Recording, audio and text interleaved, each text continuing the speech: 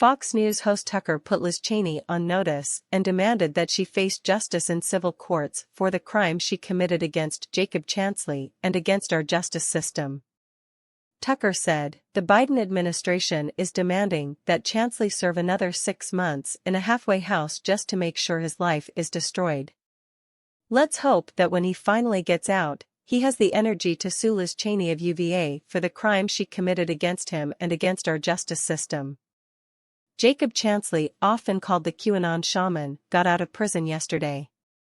Chansley was the single most famous person arrested on January 6. Video of him standing in costume on the floor of the Senate played endlessly on cable news. It made him a symbol of what they told us was an insurrection.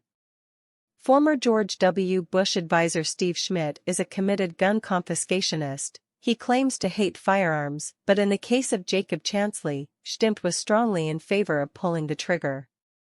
Shoot him.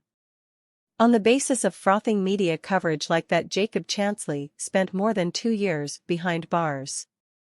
Earlier this month, we obtained video that had been hidden by the January 6 committee that proved Jacob Chansley did nothing wrong, the host said. He was standing on the floor of U.S. Senate because Capitol Police led him there.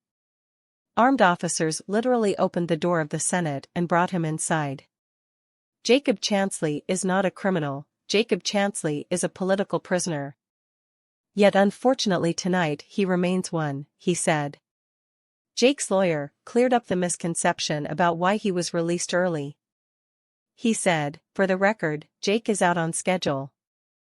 I told him 16 months ago in our first conversation it would be February or March 2023. Bop math. I didn't do anything extraordinary, this was always the schedule, I just understood it and could explain it to him. He was expecting 12 more mows. But this is why the trust level between us is solid. I told him the truth, and I told him what would happen.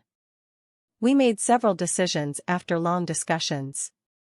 He's exactly where we both expected he would be." The Tucker revelations are significant, but Jake can't get the time back. Understanding the schedule, we agreed to not rush our next step. Let's get accurate info on the videos, evaluate our options, then make a plan.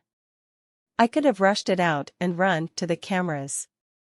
But that wasn't the right choice. If only his trial lawyer had done the same. Jake will make his thoughts known about all that has happened when it is the right time to do so.